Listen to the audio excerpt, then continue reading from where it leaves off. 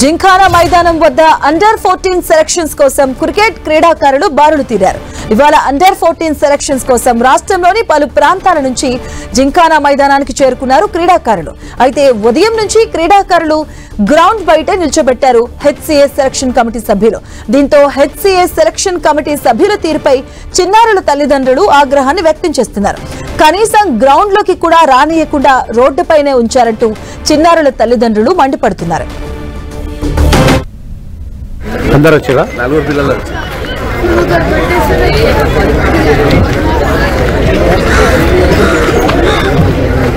ఇదే అంశానికి సంబంధించిన పూర్తి అప్డేట్స్ మా కరెస్పాండెంట్ కిరణ్ అందిస్తారు. కిరణ్, ప్రతిసారి హైదరాబాద్ క్రికెట్ అసోసియేషన్ ఇటు క్రికెట్ లో కొంత అన్ని వివిధ రకాల కేటగిరీలో వాళ్ళని ప్లే ఆడేందుకు వారి ప్లేయర్స్ ని కూడా సెలెక్ట్ చేసేందులో భాగంగా ఈ రోజు ఉదయం నుంచి జింఖానా మైదానంలో ఇటు హైదరాబాద్ క్రికెట్ అసోసియేషన్ అండర్ 14 సంబంధించిన క్రికెటర్ల సెలక్షన్ కోసం కూడా అందులో భాగంగా రాష్ట్రంలోని వివిధ ప్రాంతాల నుంచి కూడా పెద్ద ఎత్తున ఇటు అందులో పాల్గొన్న క్రీడాకారులతో పాటు వాళ్ళ తల్లిదండ్రులు కూడా వేశారు. కానీ వాస్తవానికి హైదరాబాద్ క్రికెట్ అసోసియేషన్ ఏదైతే వివిధ అండర్ సెక్షన్ కు సంబంధించి కూడా సంబంధించిన క్రికెట్ ఎంపిక చేసేప్పుడు వాటికి సంబంధించిన ప్రత్యేక ఏర్పాట్లు చేసి గడిచిన కొద్ది రోజులుగా ఇటు ఎస్ఏకి సంబంధించిన అనేక ఆరోపణల నేపథ్యంలో వాటికి సంబంధించిన సెలక్షన్ కమిటీకి సంబంధించి కావచ్చు ఇతర కూడా కొంత సైలెంట్ గా ఉన్న నేపథ్యంలో గడిచిన కొద్ది రోజులుగా తిరిగి మరొకసారి అటు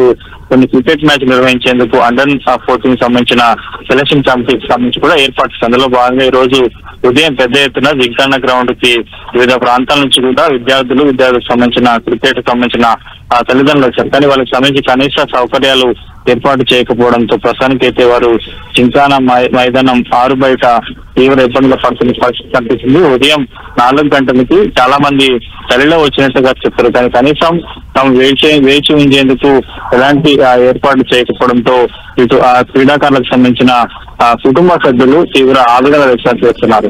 కిరణ్, అంటే ఈ స్టూడెంట్స్ కావచ్చు ఈ క్రీడాకారులకి ఏమైనా టైమింగ్ అయినా ఇవ్వడం జరిగిందా? దీనిపైన హెచ్సిఏ అధికారులు ఏం చెప్తున్నారు?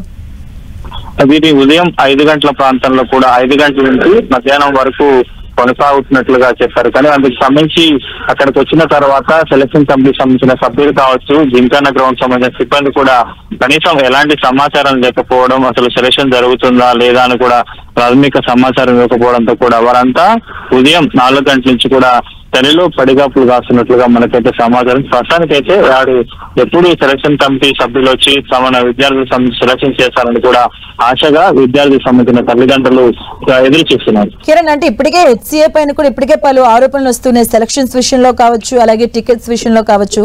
సో ఇప్పుడు ఈ రోజు ఈ తీరును మనం ఎలా చూడొచ్చు? వాస్తవానికి గడిచిన కొన్ని రోజులుగా హెచ్సిఏ సంబంధించి అనేక అవినీతి ఆరోపణలు సెలక్షన్ కమిటీలో కూడా ఇష్టారాజ్యంగా వ్యవహరిస్తున్నారు, అవినీతికి పాల్పడుతున్నట్టు ఇప్పటికే ఆరోపణలు వచ్చి దీనికి సంబంధించి కూడా విచారణ కొనసాగుతున్న వేళ మరొకసారి అండర్ 14 సంబంధించిన సెలక్షన్ ఏర్పాట్లు కూడా ప్రహాసనంగా మారినట్టుగా మనం చెప్పుకోవచ్చు. ప్రస్తుతానికి అయితే దీనికి సంబంధించి ఎస్ఏ సెలక్షన్ కమిటీ సభ్యులు కూడా మనం ఫోన్ చేసి మాట్లాడినప్పుడు వారు స్పందించిన పరిస్థితి. Right, thank you Kiran.